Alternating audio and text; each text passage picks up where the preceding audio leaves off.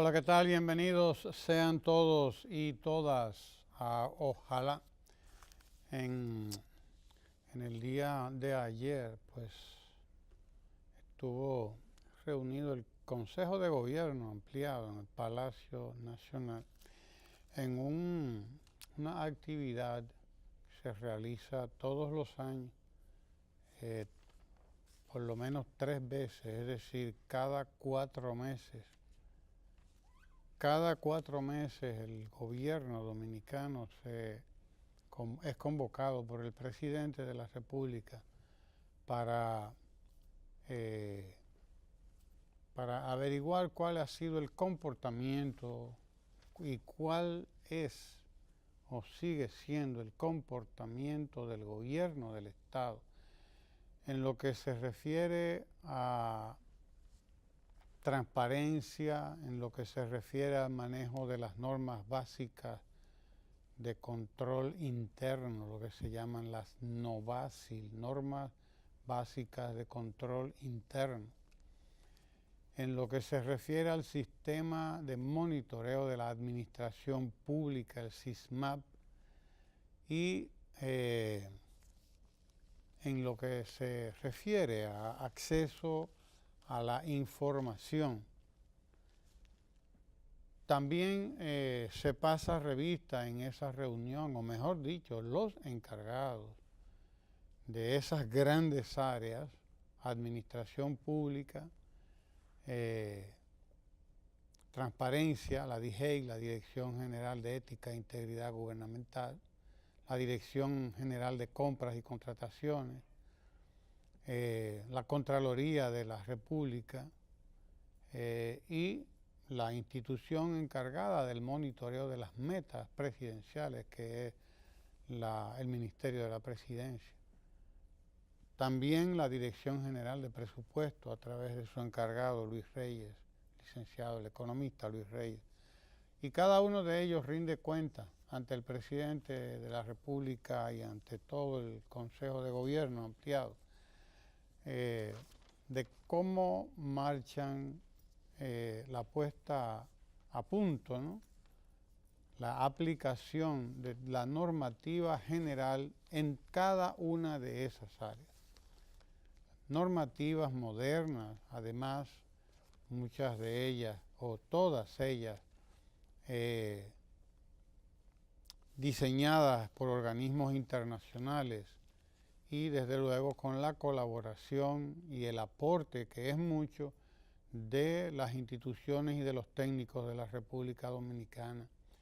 Hay toda una estructura montada en el Estado a partir del 2012, porque hay que decirlo, que esto es uno de los activos, es uno de los grandes aportes del presidente Danilo Medina.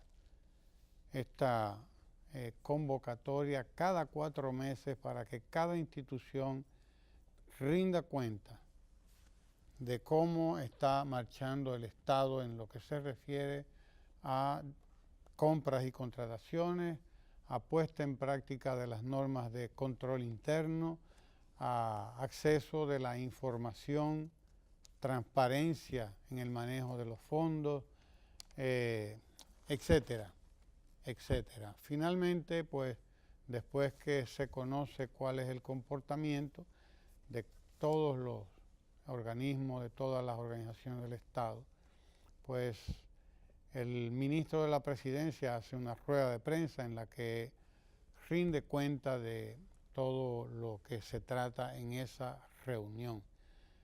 Convocado a todo el cuerpo de periodistas del país, Gustavo Montalvo pues rinde cuenta de qué es lo que ocurre en esa reunión de todo el Consejo de Gobierno que se lleva a cabo cada 4 meses. La próxima reunión usted la puede calcular para que como un reloj, porque será dentro de 4 meses.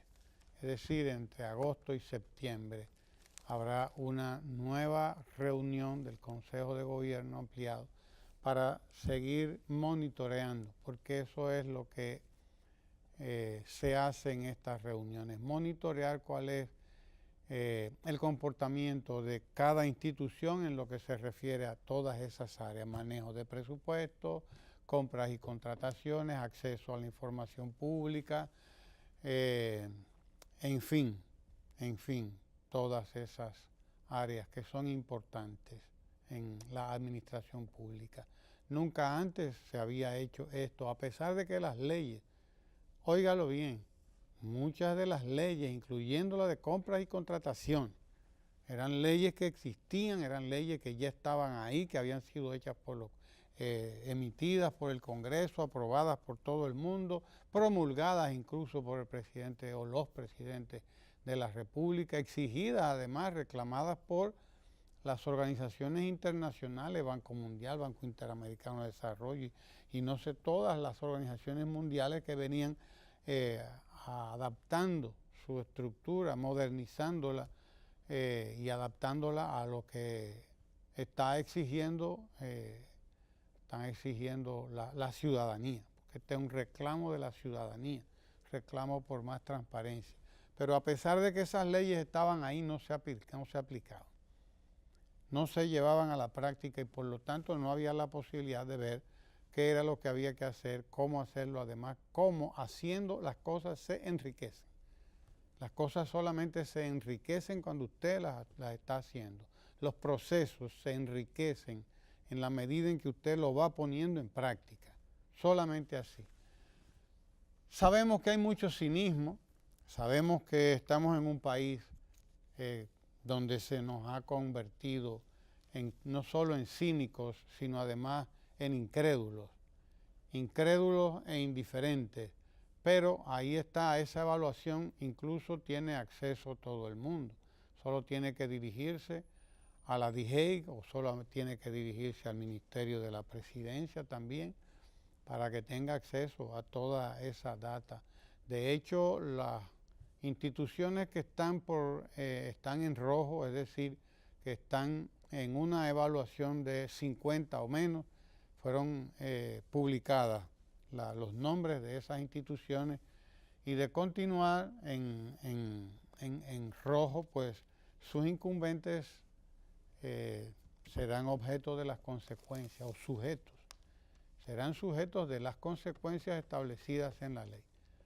Desde suspensión sin disfrute de sueldo, hasta separación del cargo.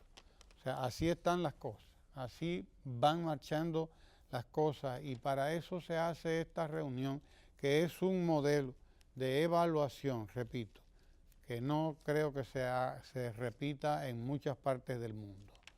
No creo que sean muchas las partes del mundo en donde los gobiernos se estén reuniendo cada 4 meses para revisar cuál es el comportamiento de las instituciones en las áreas que corresponde. Sobre todo tomando en cuenta que se advierte a todos los funcionarios y a todas las instituciones que serán sujetos de las sanciones que se establecen en las leyes que están ahí. La ley de administración pública en particular es una ley muy clara en cuanto a cómo es que debe manejarse la administración pública, las sanciones, el régimen de consecuencias, como se le llama. Y estamos en presencia realmente de algo que nunca antes se había hecho en la República Dominicana, y en esto coinciden muchos de los funcionarios del Estado y de la sociedad que participan, algunos en estas reuniones. Nunca en la administración pública se había llevado a cabo un sistema de monitoreo, de evaluación de todas las actividades de las instituciones del Estado, como se está haciendo actualmente. No olvidemos que desde el 2012 el presidente de la República empezó a dar muestras muy claras de su deseo de hacer un gobierno absolutamente transparente, y en aquel momento lo primero que hizo pues fue suspender las tarjetas de crédito en las instituciones del Estado, el uso de las tarjetas de crédito, el manejo de fondos a través de tarjetas de crédito que hacían los funcionarios del Estado Dominicano. Aquello era una costumbre. Aquello era una costumbre y hay que oír los escándalos con las tarjetas de crédito del Estado, al nombre del Estado y al nombre del pueblo dominicano. Lo primero que hizo el presidente fue suspender todas esas tarjetas de crédito. Y entre las otras cosas importantes que hizo fue empezar a llevar a las instituciones del Estado al sistema de gestión presupuestaria único, que es la cuenta única del Tesoro. Ya una buena parte de las instituciones del Estado están en el sistema de cuenta única del Tesoro, mediante el cual, pues, nadie puede tener un presupuesto independiente, separado de aquel y del otro, y mantener en sus cuentas fondos que no esté utilizando, como ocurría. Aquí había instituciones del Estado que tenían hasta 1000 cuentas, centenares de cuentas. Aquello era una cosa realmente trágica, trágica. Aquello era realmente, y además pecaminoso. Pecaminoso, sí señor, porque mientras unas instituciones tenían presupuesto, tenían dinero guardado, a otras instituciones les hacía falta. La realidad es que se han cerrado más de 3000 cuentas. En los años de gobierno del presidente Danilo Medina, en 6 años, debemos rondar ya las 300, las 3000 no sé cuántas cuentas. 3200, 3400, no sé, pero hemos cerrado, el gobierno ha cerrado más de 3000 cuentas que existían en las diferentes, había instituciones del país, instituciones del gobierno, que ellas solas tenían 50 y no sé cuántas cuentas. Vaya usted a ver con qué fin. Vaya usted a ver con qué fin. Es eso lo que ha permitido la transparencia, es eso lo que ha permitido este régimen frugal de manejo de las cuentas del Estado, de las cuentas públicas. Ha permitido que el Estado dominicano sea más eficiente, que les rinda más el dinero. Ha permitido que el Estado pueda instaurar planes como el 911, por ejemplo, sin necesidad de imponer nuevas cargas tributarias al pueblo dominicano. Eso lo ha hecho el presidente de la República y yo recuerdo que en los gobiernos anteriores se estuvo discutiendo mucho de cómo era que se iba a poner en práctica el 911 y cómo era que se iba a financiar, porque para financiarlo había que poner impuestos. La gente no estaba de acuerdo con que se pusieran impuestos. Se habló de ponerles impuestos a las llamadas telefónicas, a no sé cuántas cosas. Finalmente no se puso en marcha el 911 hasta que llegó el presidente Danilo Medina. No tuvimos ese servicio. Un servicio fundamental que es mejor tenerlo ahí y no utilizarlo nunca, que necesitarlo y no tenerlo. Es mejor tenerlo y no necesitarlo que necesitarlo y no tenerlo, como dice la gente. Claro que sí, pero todo el que utiliza o ha utilizado ese servicio fundamental del Estado está satisfecho o satisfecha, porque ha visto resuelta su emergencia, ha visto resuelto el problema de salud, el problema del accidente, el problema de violencia, el problema de lo que sea que haya habido que enfrentar en el momento que sea. Y hoy el 911 se expande ya por casi toda la geografía nacional. 70%, alrededor del 70% ya del territorio nacional cuenta con un servicio como el 911. Y todo eso, esto y otros, muchos otros servicios, son el fruto de un manejo transparente y de un manejo adecuado de los fondos públicos, de un manejo adecuado del erario público, de los impuestos que paga el ciudadano, que pagamos todos los ciudadanos y ciudadanas. Ese es el resultado de esa cuenta única del Tesoro que ha permitido un presupuesto no solamente más transparente, sino además más eficiente, mucho más eficiente, y un ahorro que ha permitido que el gobierno dominicano pueda, prácticamente con los mismos ingresos, instalar incluso la jornada escolar de tan extendida.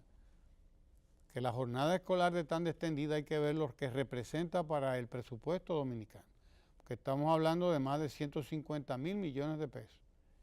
150.000 millones de pesos y lo más que se gastó o que se invirtió aquí en educación en los gobiernos anteriores al presidente Danilo Medina.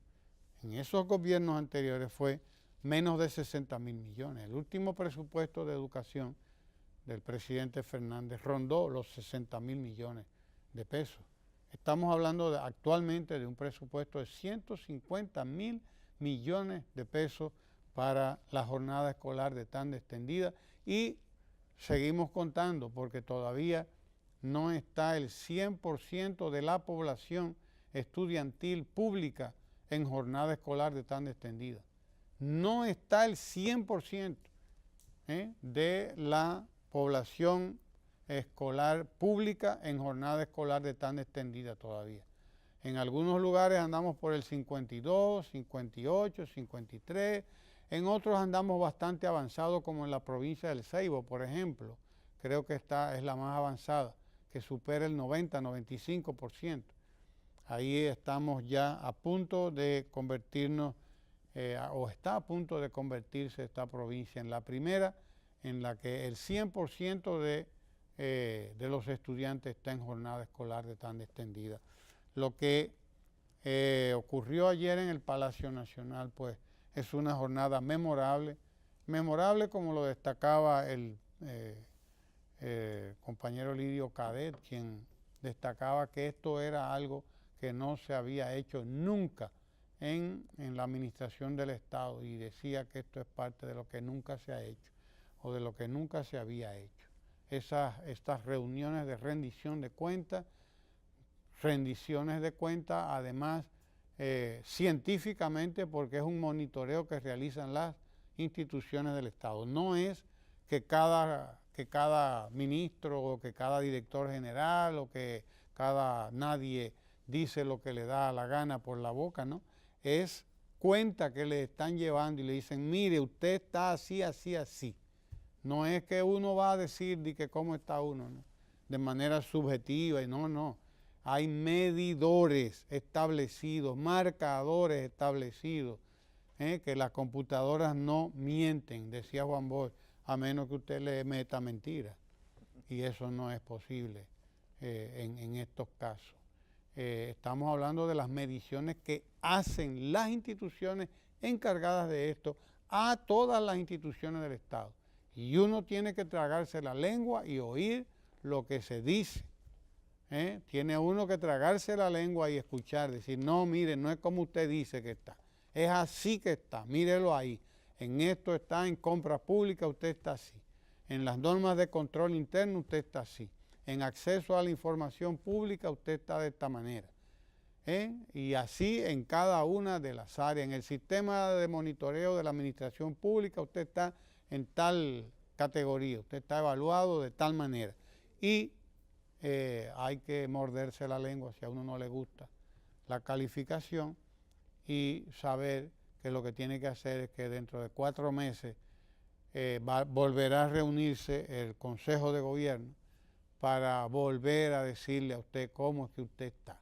Y usted entonces demostrará qué es lo que hay, si ha corregido lo que tenía que corregir y si no lo ha corregido, a aceptar las consecuencias que le llegan. Esa es la realidad. Hubo una rueda de prensa, repito, en la que Gustavo Montalvo informó a la población sobre el caso. Creo que la tenemos ahí, la rueda de prensa. Si no es muy larga, podríamos compartirla. Las declaraciones de Gustavo Montalvo, el ministro de la Presidencia, sobre este encuentro de ayer y sobre los resultados de estas evaluaciones. En algún momento, pues, podemos compartirlas. Diga usted, don Sergio. No, básicamente la inclusión de modernos paradigmas en la administración pública ha sido un reclamo antiquísimo. En ese sentido, cabe resaltar que Héctor García Godoy tuvo la intención en su efímero régimen de transición de incorporar medidas y mecanismos que mejoraran la función pública. Lamentablemente, la gestión de Balaguer, a partir de 1966, no solamente violó el principio de la constituyente, a la que estaba obligado por el artículo 53 del acta institucional, sino que olvidó esas medidas de modernizar la gestión pública y de incorporar paradigmas de la gestión pública. Y digo y menciono a García Godoy porque lo que era el secretariado técnico de la presidencia, que integraba a la Oficina Nacional de Planificación, UNAPLAN, lo que hoy es el MAP, que era la Oficina Nacional de Administración de Personal, y un conglomerado de instituciones, fue un aporte que hizo García Godoy y que Balaguer tímidamente manejó, porque no había una disposición de gobernar con un mismo librito que se le aplicara a todo el mundo desde un paradigma gerencial medible. Yo creo que mucha gente tomó fuera de sí cuando el presidente de la República dijo que él iba a ser el director de la orquesta y él iba a manejar la partitura. Y la única manera de manejar la partitura es creando un sistema de medición en donde todos los gerentes públicos tengan un mismo mecanismo y que ese mecanismo sea medible, porque lo que no se mide para la gerencia a veces no existe. Y digo a veces porque hay factores cuantitativos y factores cualitativos. La realidad es que la Estrategia Nacional de Desarrollo del año 2012 se está cumpliendo y hay toda una reforma en la administración pública que ha permitido integrar las diferentes acciones de las instituciones con esas metas que nosotros tenemos como país. Cabe resaltar que el promedio de cumplimiento del sistema de gestión de la administración pública superó los 80 puntos, 81.3 en el caso de las metas presidenciales, y cuando uno ve eso, uno dice, bueno, ya estamos en B, de no tener un sistema de medición y de partir de cero en lo que es una gestión y un paradigma nuevo de la gestión pública, ya estamos en 80, y cualquiera que en una escala de 0 a 100 esté en 80, ya comienza a ser un buen estudiante y estar en B. Pasamos de 0 a estar en 80%. Todavía el gran desafío que tenemos es llegar al 100%, y cabe de decir como un elemento esperanzador que ya hay 31 instituciones que estuvieron por encima de los 90 puntos. Y eso refuerza lo que es un esquema de administración pública moderno que pueda ayudarnos a combatir esos grandes desafíos que tenemos en República Dominicana, y que tarde o temprano va a requerir habilidades y destrezas científicas y tecnológicas de quienes lleguen a la administración pública. Pero esto es un proceso dialéctico que ha partido prácticamente con base, pero en su implementación de cero.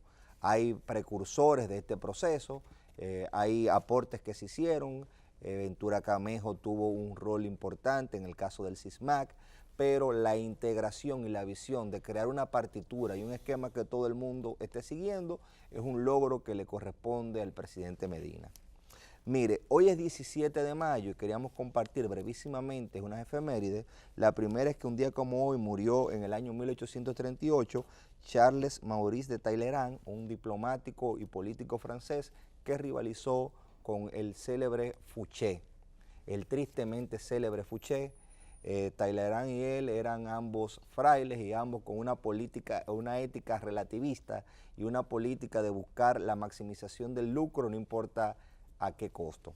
Pero también un día como hoy, un 17 de mayo, pero del 2009, murió Mario Benedetti.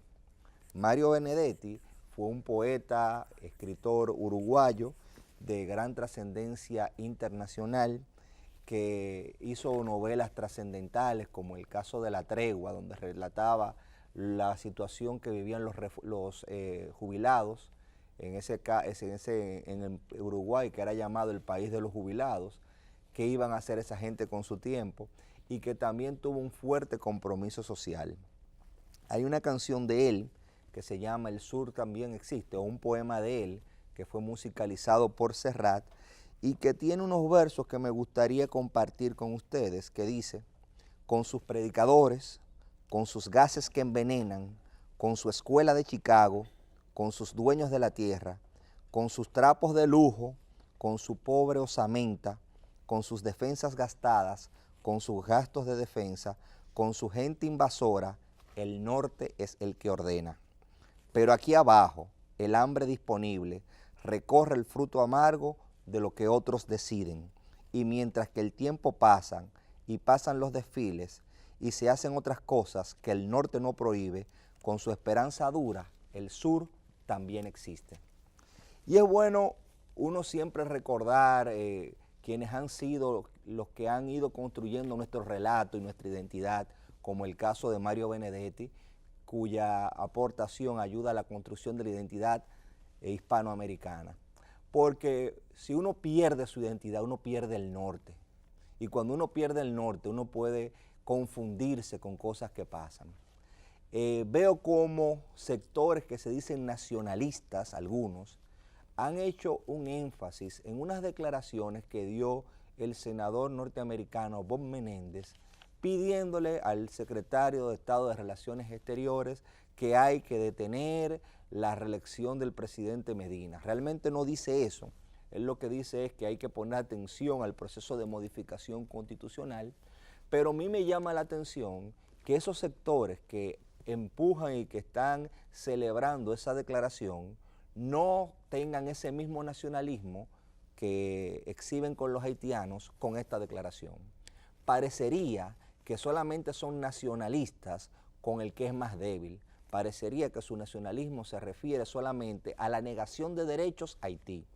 Y ojo, yo y todos los que somos dominicanos queremos la preservación de nuestra identidad y de nuestra soberanía, pero no sobre la base de menoscabar derechos de los más pobres. Esta gente cogen un discurso extremo muchas veces de nacionalismo, pero sobre la base de menoscabar derechos. Pero a la hora de enfrentar a quien hace una injerencia directa en los asuntos internos de República Dominicana, porque la soberanía, o sea, la decisión soberana o suprema de lo que se hace en República Dominicana corresponde al pueblo dominicano. La Constitución es sumamente clara, la soberanía reside en el pueblo, en quien descansan todos los derechos y se ejerce por representación.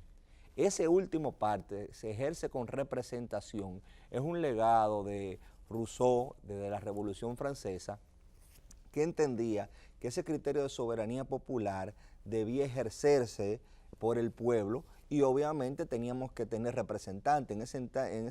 Inclusive Manuel Sieyès hizo toda una teoría sobre cómo debía ser esa representación para poder aplicar la soberanía popular. En otras palabras, es a nosotros que nos corresponde decidir conforme a dice nuestra Constitución nuestro destino.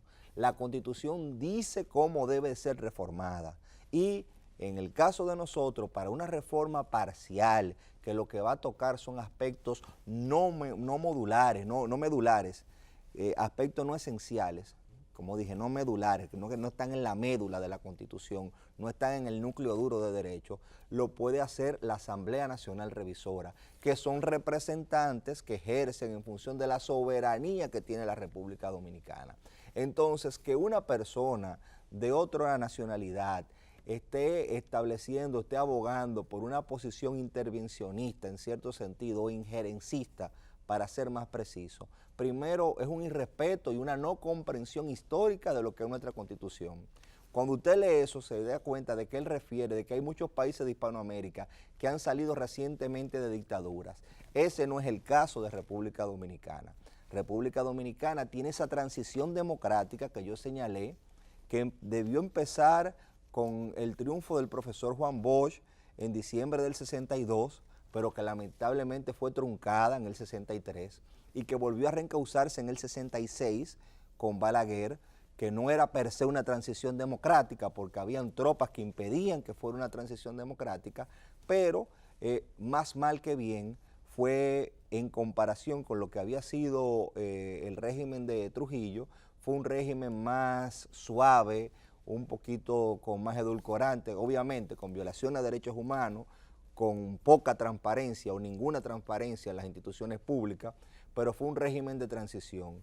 Igualmente, el régimen que pasó del 78 al 86 fue un régimen de transición y de libertades políticas, aunque lamentablemente regresiones durísimas en materias económicas. Entonces, República Dominicana ha vivido todo ese proceso hasta tener un proceso de nuevo paradigma en la gerencia pública, como el que hablábamos en principio, para que venga este señor y nos compare como un pueblo que tiene la dictadura, que tiene debilidades democráticas, cuando es todo lo contrario. República Dominicana goza de estabilidad política, de estabilidad social y sobre todo de estabilidad económica.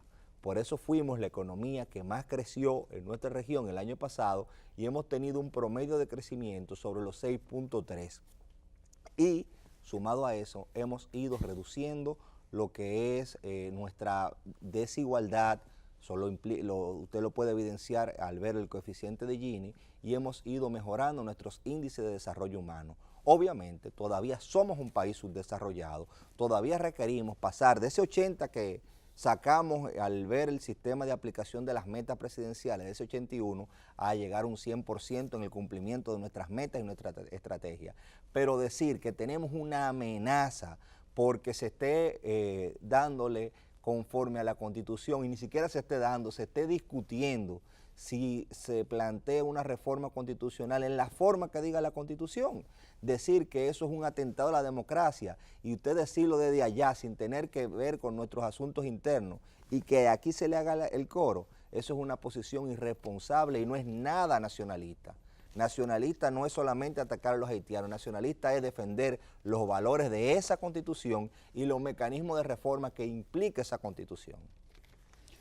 Dígame usted, Nacionalistas somos nosotros cuando nos traen un café Santo Domingo, como el que nos trae Kenia todos los días por la mañana, ¿verdad? Que es el café de la nación. Sí. Como nacionalistas con el café Santo Domingo. De la nación y de nuestro paladar. Y es verdad que sí. Gracias a Kenia y gracias al café Santo Domingo, que está todos los días aquí con nosotros. Él quiere, Kenia, que tú le brindes una tacita también de café.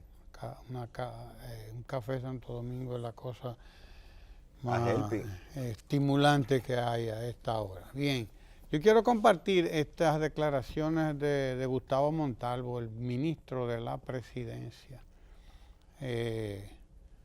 Ayer, después que salimos de la evaluación del Consejo de Gobierno, que evaluó toda la administración pública, y le dio la nota a todo el mundo. Mire lo bien que usted está aquí, mire lo mal que usted está allí. Y hay que decir que de las no sé cuántas, más de 200, 300 instituciones estatales que están siendo evaluadas, porque algunas todavía no se han integrado, las más chiquiticas no han sido integradas todavía, porque además este es un proceso largo y costoso. Nada es gratis, Este es un proceso largo y costoso. La transparencia cuesta también. La democracia tiene un costo. La democracia tiene un costo y es un costo alto cuanto más transparente, cuanto más eficiente, cuanto más eficaz. Tiene su costo también. Entonces instalar todos estos programas requiere de una inversión del Estado, cuantiosa además. Pero vamos a compartir estas palabras de Gustavo Montalvo en el día de ayer a la salida del Consejo de Gobierno. Adelante, señor director. El presidente Danilo Medina encabezó una reunión con los ministros, directores generales, administradores y superintendentes del gobierno en la que fueron presentados los resultados del sistema de monitoreo y medición de la gestión pública, el promedio de cumplimiento de todas las instituciones que forman parte del referido sistema fue de 80.22%, lo que muestra entidades cada vez más eficientes. Estamos gratamente sorprendidos por cómo están respondiendo las instituciones y los funcionarios, por la positiva respuesta que están dando los equipos de seguimiento y por la transformación que observamos en la coordinación interna de la gestión del Estado. Este sistema no solo supervisa que las instituciones cumplan con las disposiciones legales existentes en materia de administración financiera del Estado, sino que nos permite asegurar que los recursos públicos se manejen con pulcritud al tiempo que nos da la oportunidad de rendir cuenta de manera permanente a los ciudadanos. Del total de metas presidenciales, el 81.23% está en ejecución normal y sobre las obras de infraestructura, de 2.736, hay 1.530 terminadas para un porcentaje de avance de 55.9%. Los avances que hemos visto desde que se puso en marcha el sistema hasta ahora, sin exageraciones, son espectaculares. El solo hecho de contar con una medición objetiva que ha permitido comparar el desempeño de cada una de las instituciones ha incentivado una sana competencia y una mejora de rendimiento en todas y cada una de las oficinas de gobierno. Con relación al indicador de transparencia, fue de 79% en noviembre y ahora ha subido hasta un 85%. El indicador de gestión presupuestaria que lleva la Dirección General de Presupuesto y mide la transparencia y la eficacia del manejo del presupuesto es de 75.85% en la actualidad. Las normas básicas de control interno, NOVASI, que están a cargo de la Contraloría General de la República y miden indicadores de información financiera, así como la protección de los recursos y bienes del Estado, exhiben un aumento de 14.67 al pasar de 60 a 74.67 entre los dos periodos evaluados. Al concluir la reunión, Gustavo Montalvo, ministro de la Presidencia, durante rueda de prensa en el Palacio Nacional, destacó que la implementación del sistema de monitoreo y medición de la gestión pública ha permitido mejorar sustancialmente la eficiencia y transparencia de las 226 instituciones que forman parte de dicho sistema.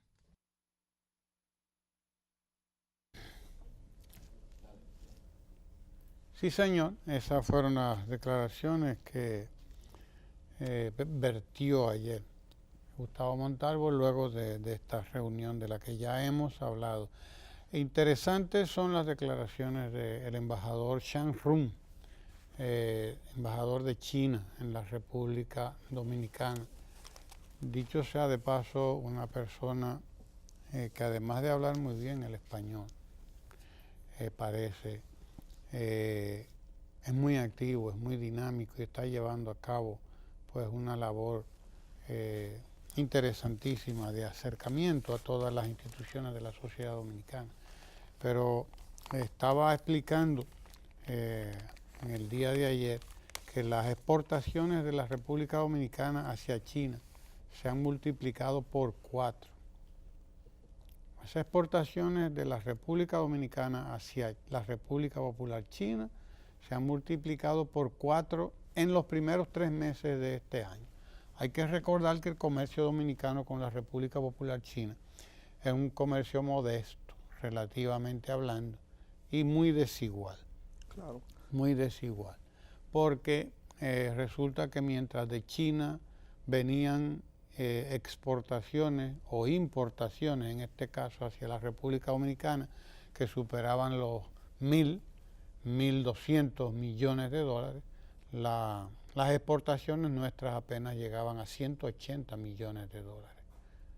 Apenas 180 millones de dólares. Eso era lo que exportábamos nosotros hacia la República Popular China.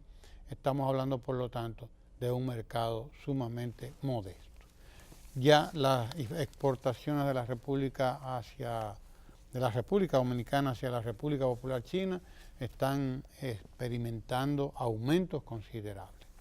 Aumentos considerables, tanto así como una cuadruplicación, es decir, una multiplicación por 4 en los primeros 3 meses de este año. Eso quiere decir que si nosotros multiplicáramos solamente por 3 los 180 millones que multiplicamos o que exportamos el año pasado, en el 2018, estaríamos llegando a los 500 millones de dólares.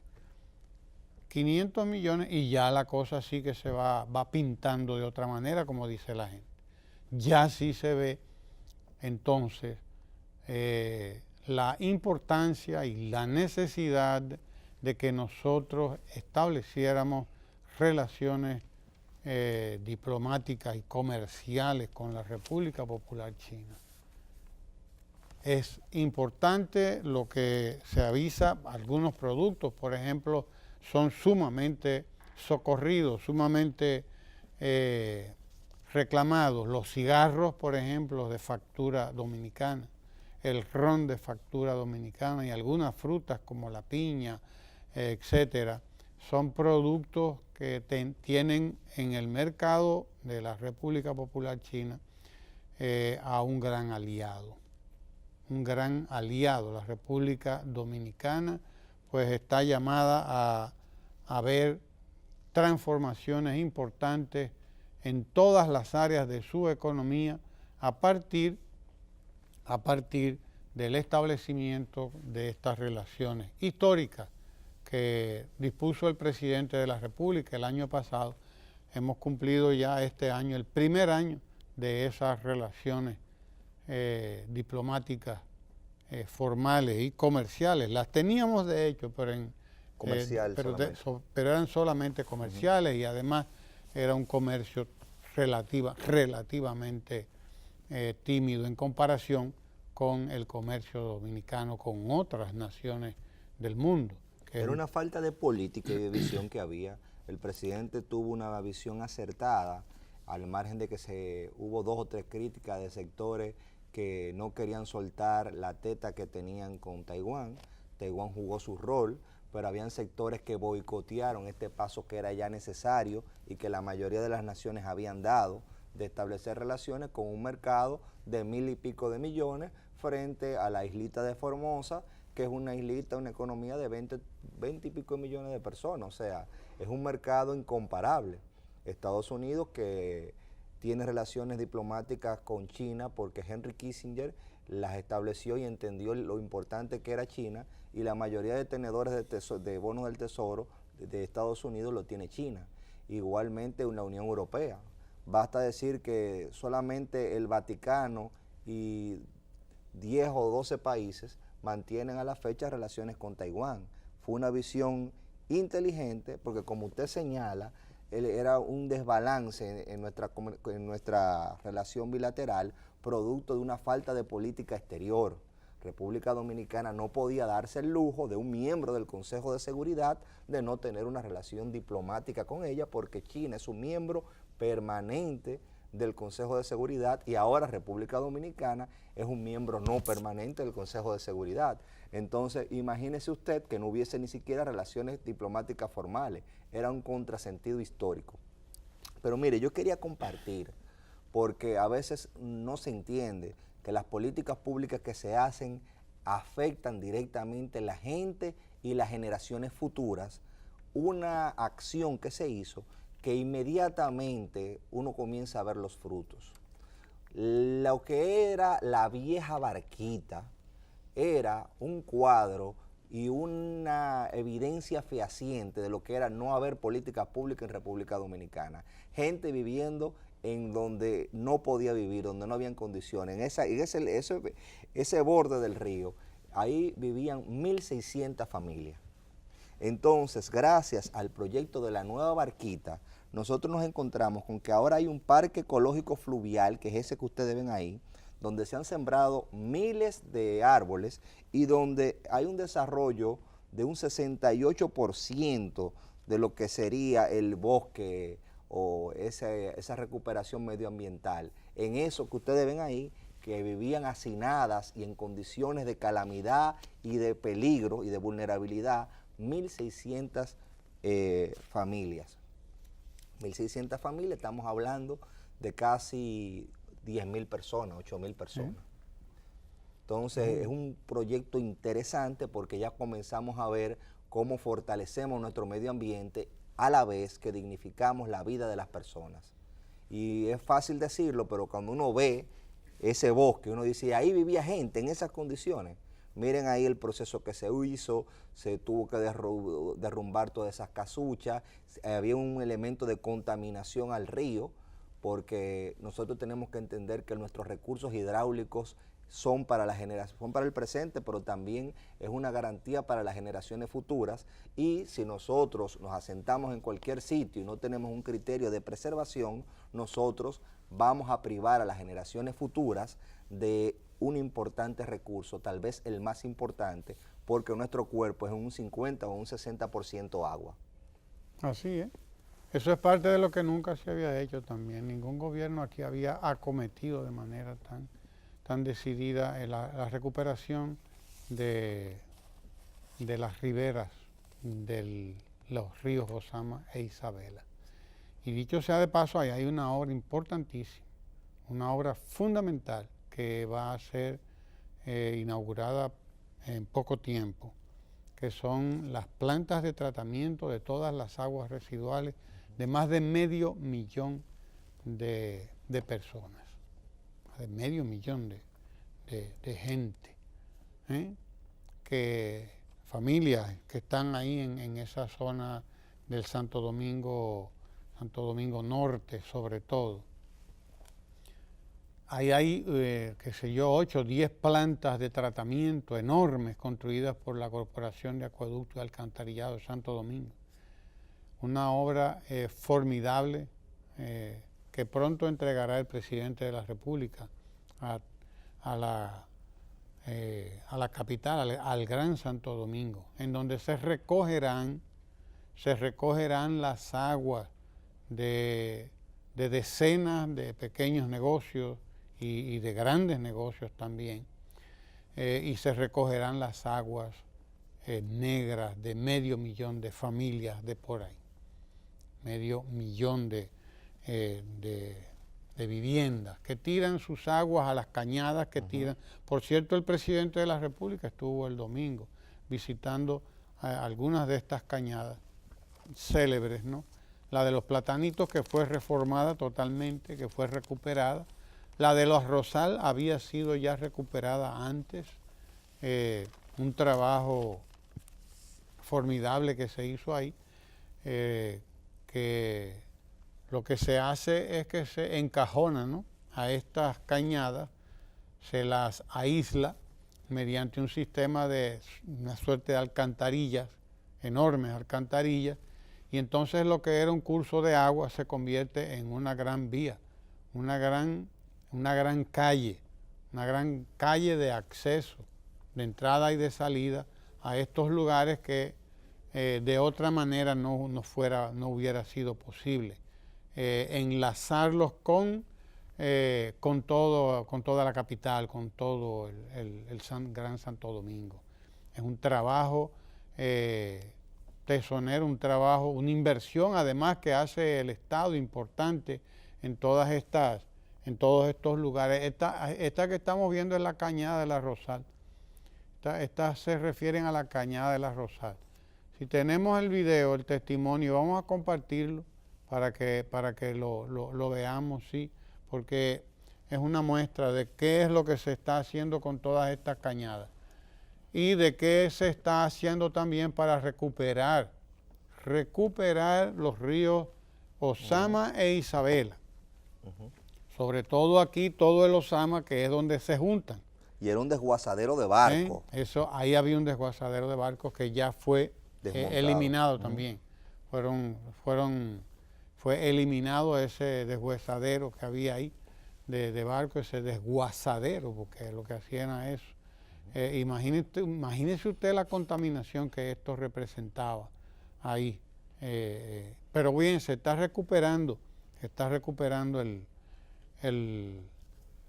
río Ozama, porque en el Ozama es que converge el Isabela, se juntan ahí y se junta además con una cantidad impresionante de cañadas que son las que le daban volumen de agua a este río, muy deteriorado, convertido en un muladar realmente, convertido en un basurero gigantesco, en un basurero y en una letrina gigantesca. En eso estaba convertido el río Ozama, lamentablemente. Pero bien, ahí se está haciendo un trabajo de recuperación también impresionante, importante. Vea usted lo que se hizo con la Cañada de la Rosal. Creo que lo tenemos listo ahí, ¿no? Adelante.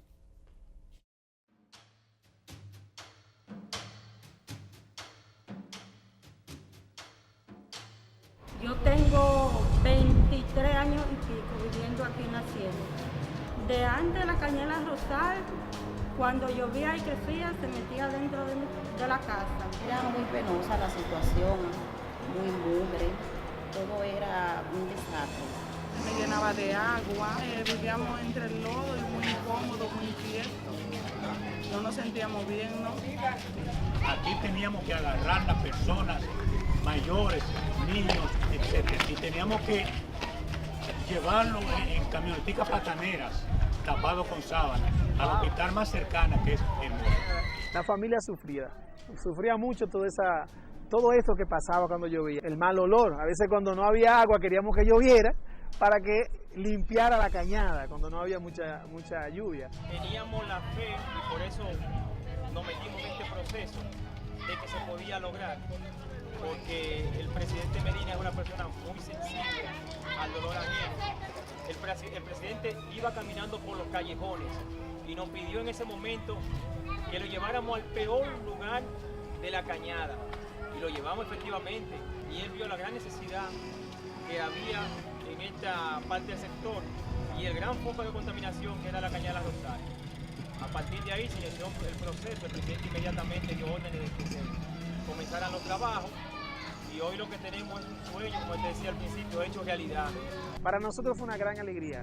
La CAS hizo lo que tenía que hacer y más, y después fue sumando cosas para que se hicieran. Estábamos 4 personas con el presidente de aquí, de la hacienda, que habíamos 4 personas, y cuando él dijo eso, para nosotros fue como un despierta.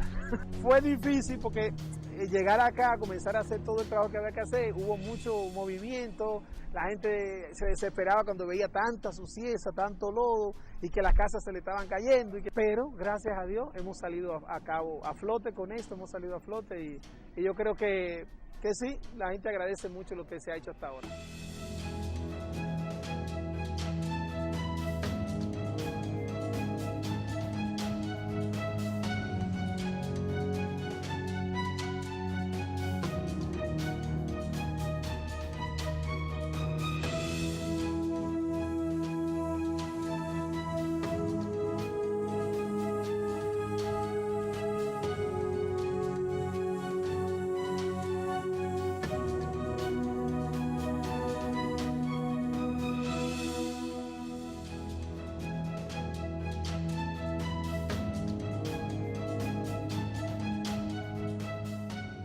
La calle La Rosal ahora se puede decir que es un boulevard, desde el comienzo hasta el final, que es por acá. Es un boulevardcito bien bonito. Antes no cabía una camionetica, una bicicleta en lugares, no cabía por ahí por la calle La Rosal. Ahora, gracias a Dios, todo el trayecto de la calle La Rosal pasa. Esto es un otro mundo, esto está lindo, porque ya no vamos a sufrir de enfermedades ni de malos olores. Nosotros podemos decir que esto es una zona turística, pero estamos cerca de la zona colonial y hay murales de esto en la zona colonial también. Que nunca pensaba que iba a caminar por arriba de ese fango, y ahora me siento que estoy caminando por arriba de una pista porque la arreglan. Ese trabajo, yo tengo experiencia para cuidarlo, que todo esté bien limpiecito. Me levanto por la mañana, enfrente de mi casa yo cojo una escoba, hasta el frente que no sea mío, que si hay que barrerlo, yo lo bajo. Las pinturas me sorprendieron porque está muy emocionante, todo ha quedado muy bien organizado. También le doy gracias a todos los ingenieros que hicieron esa obra que sea posible, trabajando día y noche. Fue la gente de la calle llena de gente, porque realmente la gente tiene un espacio que no tenía, recuperado y saneado. Me siento muy bien porque mi casita tengo limpio, me siento muy bien porque en mi casita yo no me voy a mojar, me siento muy bien porque mi casita por lo menos se ve bien. Esto ha permitido comenzar un proceso de reconstitución, un proceso de relanzamiento, de reurbanización del sector de la Ciénega, y por supuesto que esto eleva la autoestima, mejora la calidad de vida, y nosotros esperamos continuar con un proceso sucesivo porque apenas esto es el comienzo.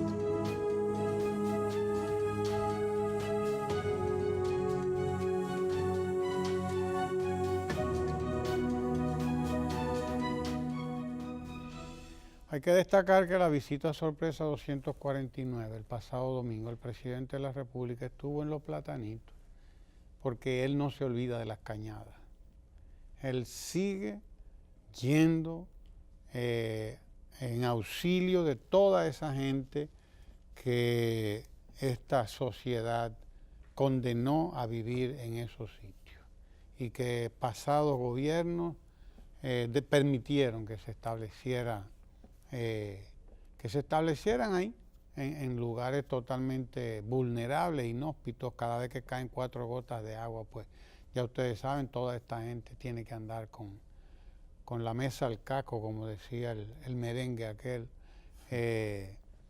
Pero el presidente volvió ayer a Los Platanitos, a entregar la cañada de Los Platanitos y a revisar y a ver y a comprometerse con la remodelación de otras cañadas que están por ahí, remodelación, no, recuperación de este ambiente letal, porque es un ambiente letal. Ahí la cantidad de enfermedades de la piel en los niños, la cantidad en los tiempos de lluvia, lo que aquello representa. Y quiero compartir también esa presencia del presidente el domingo pasado ahí en Los Platanitos, donde fue a entregar las viviendas que ya fueron construidas, reparadas, etcétera.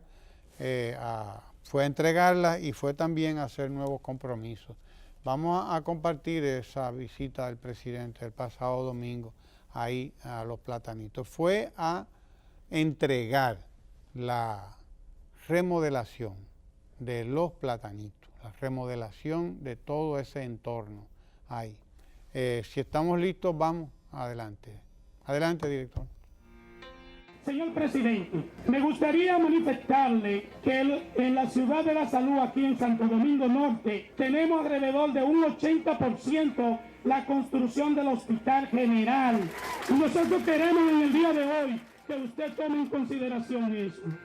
Vamos a comenzar con el hospital. Ustedes saben que estamos desarrollando el más amplio programa de rehabilitación de hospitales de la República Dominicana. Y por supuesto, si este está a punto de ser terminado, lo vamos a terminar. Con el asfaltado de las calles todavía no se han ido.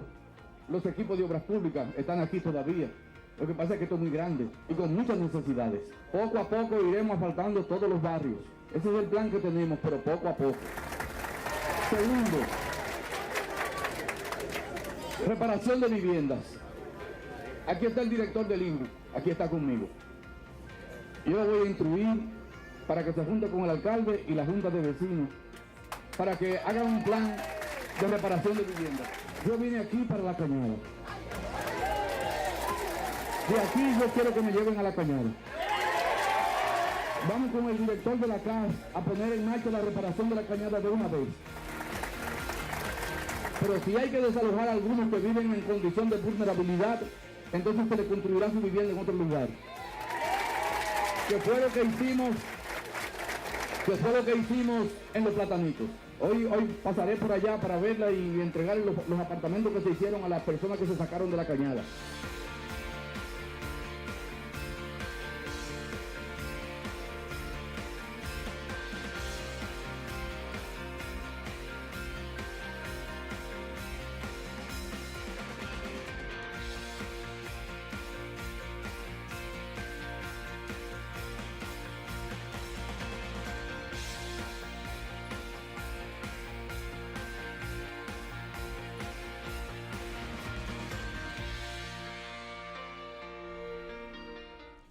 Así es, sería una lástima que el mismo proyecto Domingo Sabio no pueda seguir materializándose, llevándose a cabo como está previsto. Ya eso se está avanzando bastante.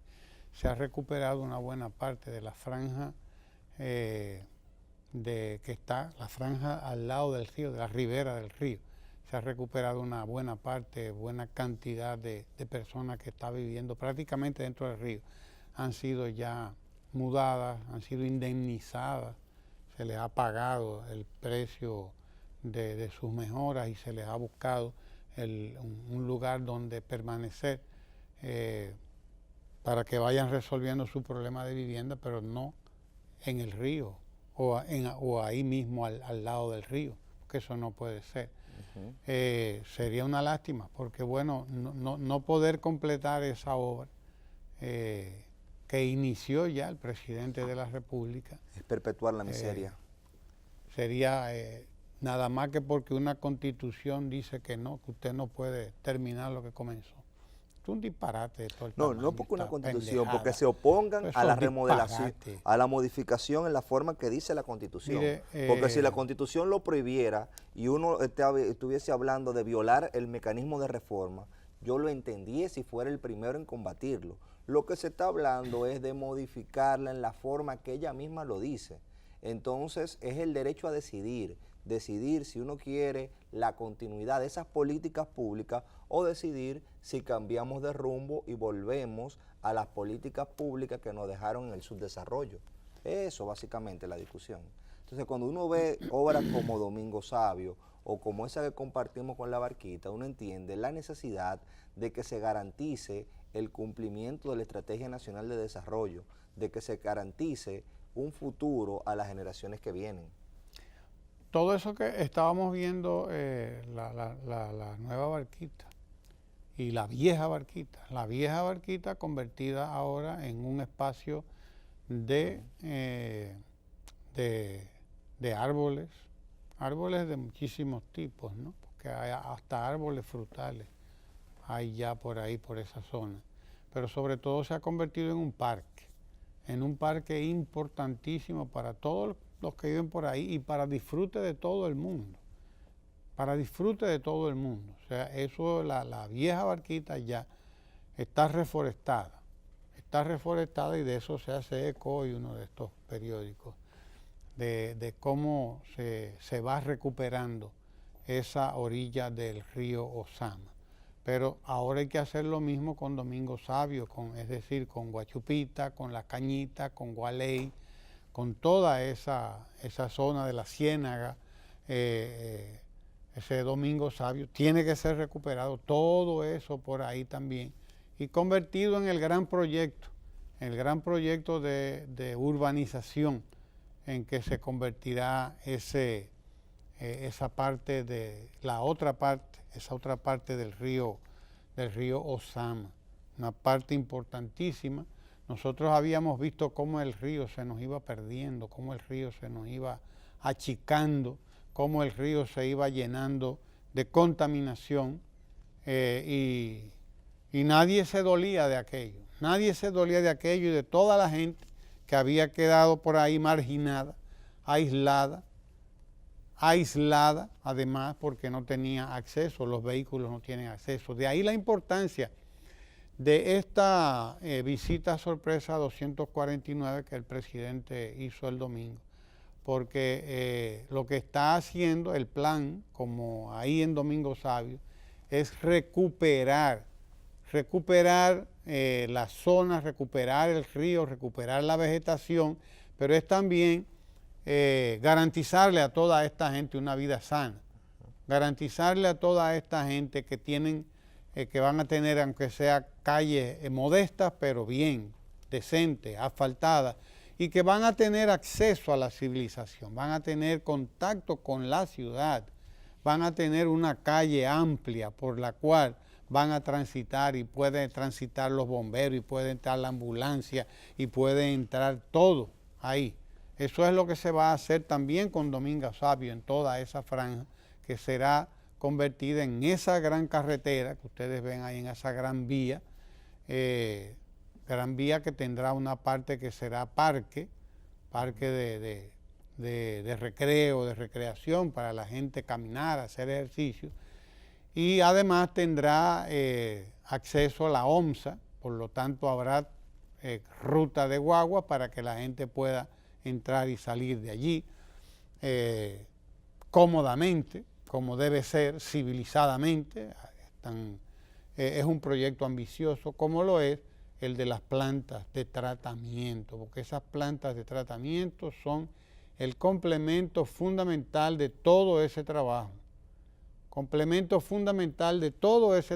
Y fíjense que es un trabajo combinado, la vieja Barquita, la recuperación de las riberas del río, el saneamiento de las cañadas y la construcción de las plantas de tratamiento, enormes plantas de tratamiento. Probablemente una obra de esta naturaleza pues no es común en